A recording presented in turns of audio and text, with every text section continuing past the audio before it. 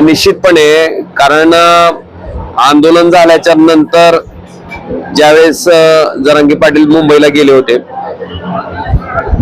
जी आंदोलनाची दिशा होती त्यावेळेस सरकारनं जे आश्वासन दिलं होतं वाटतं त्या आश्वासनाची पूर्तता न केल्यामुळं आज परत त्यांना या ठिकाणी उपोषण करावं लागतंय। मला वाटतं अशा पद्धतीनं केलेली फसवणूक समाजाला पटलेली नाही, आवडलेली नाही आणि म्हणून समाज आक्रमक आहे। या परिस्थितीमध्ये पॉलिटिकल प्रेशर सुद्धा असणं गरजेचं आहे विरोधी पक्षाचा। निश्चित आधीचा विरोध मला वाटतंय भारतीय जनता पार्टी विरोधी पक्षच मानायला तयार नव्हती, विरोधी पक्ष आहे हीच एक्झिस्टन्सच मानायला तयार नव्हती।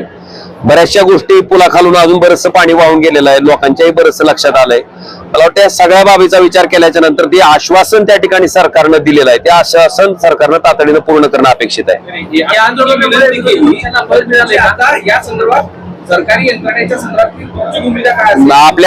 आपल्या माहितीसाठी ज्यावेळेस मराठा आरक्षणाच्या विरोधात याचिका सुप्रीम कोर्टात आली होती, अगदी त्या दिवसापासून मी केंद्र सरकारला वारंवार विनंती करतोय की बाबा तामिळनाडू सरकारचं आरक्षण 50% मर्यादा वाढल्याच्या नंतर सुद्धा जर टिकू शकत असेल तर मग महाराष्ट्राचंच का टिकत नाही? एक माझं सगळं ऐकून घ्या। त्याच्यानंतर सुद्धा आपल्याला मराठा समाजाच्या आरक्षणाच्या बाबतीत सुद्धा केंद्र सरकारकडे 6-7 वेळेस ही मागणी आम्ही कायमस्वरूपी त्या ठिकाणी मांडतोय, त्यांना विनंती करतोय, कायद्यात कुठल्या दुरुस्ती होणे आवश्यक आहे हे सांगतोय।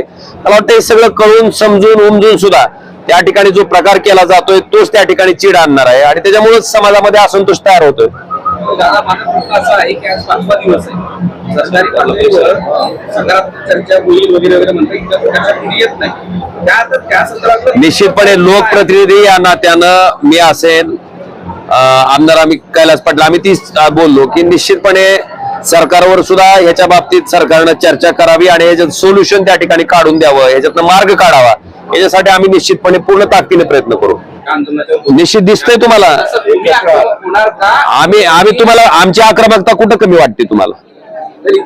मी एक लक्षात घ्या, मी आता सुद्धा तुम्हाला सांगितलं की ज्यावेळेस पहिल्यांदा सुप्रीम कोर्टात याचिका मराठा आरक्षणाच्या विरोधात आलती त्यावेळेस एकही कुठलाही लोकप्रतिनिधी बोलले, मी एकमेव आहे, आपण रेकॉर्ड तपासून बघू शकता, मी त्यावेळेस बोललेलो आहे की हे आरक्षण जर टिकवायचं असेल आणि काय नेमकं आम्हीच पाप केलंय, तामिळनाडू भारतातलंच राज्य आहे तिथं टिकतंय आणि महाराष्ट्रात टिकत नाही का? मग दादा तुम्ही म्हणतो राजकारणाकडे विषय घेऊ नका, विषय राजकारणामुळे नाही आम्हाला राजकारणामुळे सत्ताधारी मंडळीने ज्यांच्याकडे सरकार चालवायचे अधिकार आहेत त्यांनी जे आश्वासन दिलंय त्या आश्वासनाची पूर्तता करणं ही त्यांची जबाबदारी आहे।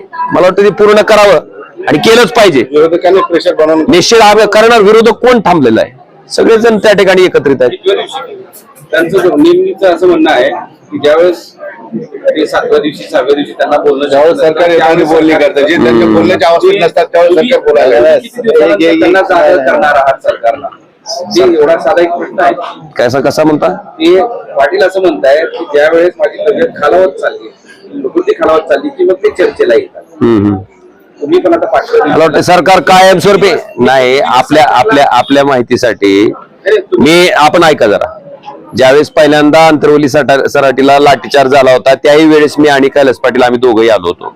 आपण ऐका ना, माझा मला माहित आहे पाटील, प्रश्न साधा आहे की हे किती 5 दिवस 6वा दिवस